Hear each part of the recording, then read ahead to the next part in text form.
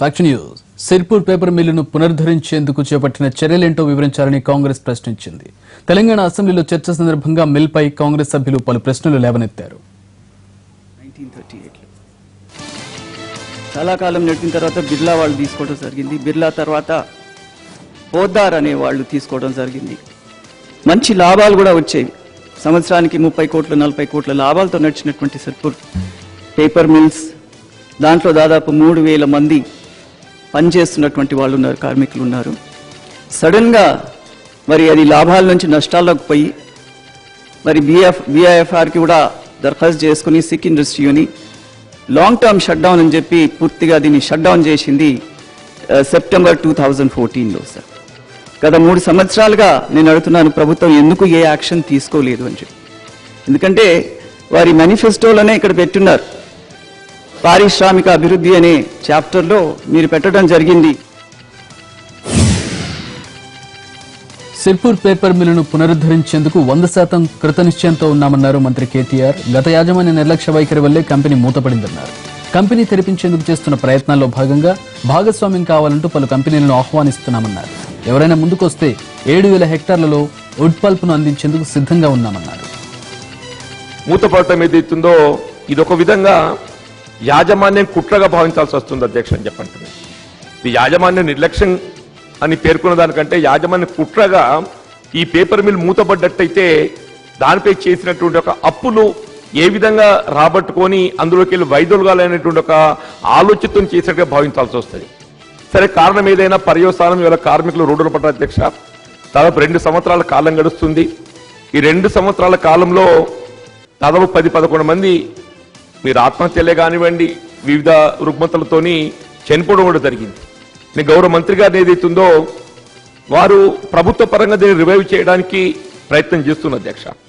మీరు IDBI మార్గదర్శకాలకు అనుగుణంగా రివైవ్ చేయడం ప్రయత్నం. నాన్ సీరియస్ గా ఉండడం, ఉద్దేశపూర్వకంగా అవసరమైతే కొత్త రాష్ట్రం ఏర్పడ్డ ధర్మిలా కొంత ప్రభుత్వాన్ని ఆర్మ్ ట్విస్ట్ చేసి ఇంకా కొన్ని అదనపు రాయితీలు తీసుకోవాలనే ఒక ఆలోచన కూడా, ఒక హిడెన్ ఎజెండా కూడా వారికి ఉన్నట్టుగా మాకు అనిపించింది అధ్యక్ష. ఎందుకంటే వారు ఒక విషయం మీకు చెప్పాలి అధ్యక్ష, ఈ రాష్ట్రం ఏర్పడ్డది, ఈ ప్రభుత్వం వచ్చింది జూన్ 2, 2014 నాడు. సరిగ్గా సగం సంవత్సరం జూన్లో గడిచిపోయిన తర్వాత మనం అధికారంలోకి వచ్చినాం అధ్యక్ష. వచ్చిన పిదప కేవలం 3 నెలల్లో 28/9/2014 నాడు, అంటే అక్టోబర్ 28 నాడు 2014, మేము వచ్చిన 3 నెలలకు ఈ కంపెనీ మూతపడ్డది. అంటే అప్పటికంటే మేము రాకముందే ఇన్సిపియంట్ సిగ్గా ఉంది. మేము రాకముందే దాదాపుగా ఇంకా మూతపడే స్థితికి వచ్చింది. మేము వచ్చిన తర్వాత ఆ ఫార్మాలిటీ ఏదో వాళ్ళు డిక్లేర్ చేసి ఇందా జీవన్ రెడ్డి గారు చెప్పినట్టు కొంత ఈ కొత్త ప్రభుత్వాన్ని కూడా మనం వెంటనే లొంగ తీసుకోనో కొంత న్యాయాన్నో భయాన్నో మొత్తానికి కొన్ని రాయితీలు తీసుకోవాలనే ప్రయత్నం కూడా చేసినారు. వాళ్ళని పిలిచినాం అధ్యక్ష. అప్పుడు జూపల్లి కృష్ణారావు గారు ఇండస్ట్రీస్ మినిస్టర్గా ఉన్నారు. వారు పిలిచి సమావేశం పెట్టినారు. చీఫ్ సెక్రటరీ కూడా ఉన్నారు ఆ సమావేశంలో. పిలిచి ఆ పోద్దార్స్ని పిలిస్తే వాళ్ళు అడిగిన కోరికలేమో అనంతంగా ఉన్నాయి. మాకు మొత్తం అన్ని మాఫ్ చేయండి, తీసుకుపోతాం ముందుకని. కానీ మరి ఏంటి మీ ప్లాన్ ఏంటి, రాబోయే 5 ఏళ్లకు మీ ప్లాన్ ఏంటి, 10 ఏళ్లకు మీ ప్లాన్ ఏంటి అంటే మాత్రం చెప్పలేకపోయారు. దాన్ని బట్టి మేము అర్థం చేసుకున్నాం, వీళ్ళు నాన్ సీరియస్ గా ఉన్నారు, వీళ్ళు సక్రమంగా లేదు వీళ్ళ ఆలోచన విధానం అని చెప్పేసి మేము వారికి చెప్పాం. అప్పటికి కూడా చెప్పినాం, మీరు సీరియస్ గా లేరు, మీరు సీరియస్ గా ఒక కార్యాచరణ తీసుకొని రండి, అండర్టేకింగ్ ఇవ్వండి. ఎందుకంటే ఇది మీ గురించి కాదు మేము చేసేది, దీని మీద ఆధారపడ్డ 3000 పైచిలకు మంది కార్మికుల కోసం ప్రభుత్వం చేస్తుంది తప్ప ఒక యజమాని కోసమో ఒక పెట్టుబడిదారి కోసం మేము చేయడం లేదు. మేము ఆ కార్మికుల కోణంలో ఆలోచిస్తున్నాం కాబట్టి మేము సీరియస్ గా ఉన్నాం. మీరు ఏది కావాలంటే అది ఇస్తాము, కానీ మీరు రాబోయే 10 ఏళ్ల యాక్షన్ ప్లాన్, కార్యాచరణ చెప్పండి, ఏ రకంగా దీన్ని ముందుకు తీసుకుపోతారో చెప్పమన్నాం. వాళ్ళు చెప్పలేకపోయారు, కమిట్ అవ్వలేదు. ఎప్పుడైతే వాళ్ళు ఆంధ్రప్రదేశ్లో కరువు నివారణకు ప్రభుత్వం చర్యలు తీసుకోవాలని డిమాండ్ చేసింది కాంగ్రెస్ పార్టీ. కరువుపై సామూహిక సత్యాగ్రహం పేరుతో అనంతపురంలో చేపట్టిన దీక్షకు ఆ పార్టీకి చెందిన సీనియర్ నేతలు హాజరయ్యారు. కరువును నివారించడంలో చంద్రబాబు ప్రభుత్వం ఘోరంగా విఫలమైందని ఈ సందర్భంగా ఆరోపించారు నేతలు.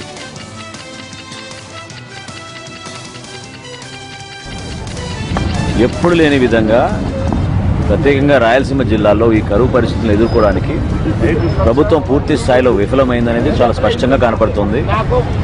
రైతాంగం వాళ్ళు ఎదుర్కొన్న ఆర్థిక సమస్యలు, అదేవిధంగా ఈరోజు గ్రామాల్లో నివసించే పరిస్థితి లేకపోవడం వల్ల వలసలకు వెళ్ళిపోయి కనీసం అప్పుడు యూపీఏ ప్రభుత్వం తీసుకొచ్చిన ఉపాధి హామీ పథకంనైనా మీరు కనీసం సరైన సమయంలో వాళ్ళకి జీతాలు ఇచ్చుంటే, పని దినాలకి కష్టపడిన కార్యక్రమానికి జీతాలు అందించుంటే ఇటువంటి పరిస్థితి ఏర్పడేది కాదు.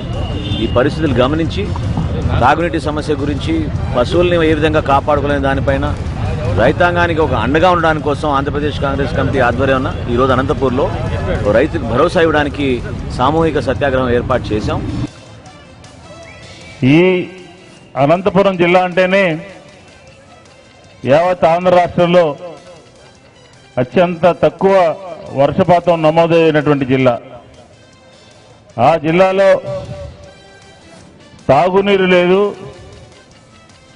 పశుగ్రాసం లేదు, ఇన్పుట్ సబ్సిడీ లేదు, వాతావరణ బీమా లేదు. కానీ ఉన్నదల్లా ఏంటంటే చంద్రబాబు నాయుడు గారి మోసపు మాటలు మాత్రం ఈ కరువు జిల్లాలో అందరి చెవుల్లో కూడా మారుమోగుతున్నాయని చెప్పి ఈ సందర్భంగా మనం మాట్లాడుకోవాల్సినటువంటి అవసరం ఉంది. మీరు ఏ విధంగా కరువును ఎదుర్కొన్నారు?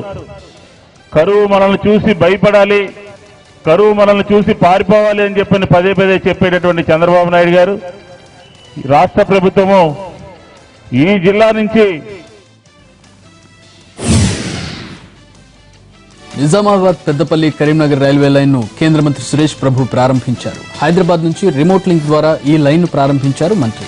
దక్షిణ మధ్య రైల్వే పరిధిలో 9 అభివృద్ధి కార్యక్రమాలకు ఈ సందర్భంగా శ్రీకారం చుట్టారు. హైదరాబాద్ మహబూబ్ నగర్ లైన్ డబ్లింగ్ పనులను కూడా శంకుస్థాపన చేశారు. నిజామాబాద్ పెద్దపల్లి కరీంనగర్ రైల్వే లైన్ కు 2 దశాబ్దాల తర్వాత మోక్షం కలిగింది. ఈ కార్యక్రమంలో కేంద్ర మంత్రి దత్తాత్రేయతో పాటు నిజామాబాద్ ఎంపీ కవిత, మరికొందరు ప్రజాప్రతినిధులు పాల్గొన్నారు.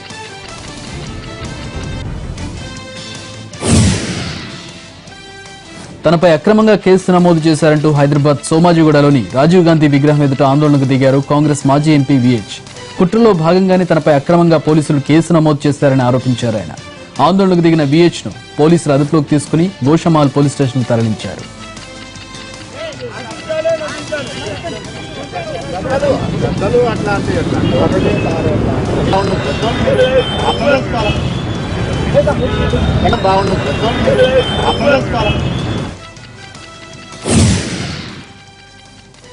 ఏపీలో జరుగుతున్న 10th పరీక్షలో పేపర్ లీక్ అయిందనే వార్తలు వినిపిస్తున్నాయి. ఇవాళ జరుగుతున్న సైన్స్ 1 పరీక్ష ప్రశ్నపత్రం వాట్సాప్ లో సర్క్యులేట్ అవుతున్నట్లు సమాచారం అందింది. కడపలో లీక్ అయిన పేపర్ వాట్సాప్ గ్రూపుల ద్వారా ఏపీ అంతా సర్క్యులేట్ అవుతున్నట్లు సమాచారం. దీంతో విద్యార్థులు, తల్లిదండ్రుల్లో ఆందోళన నెలకొంది.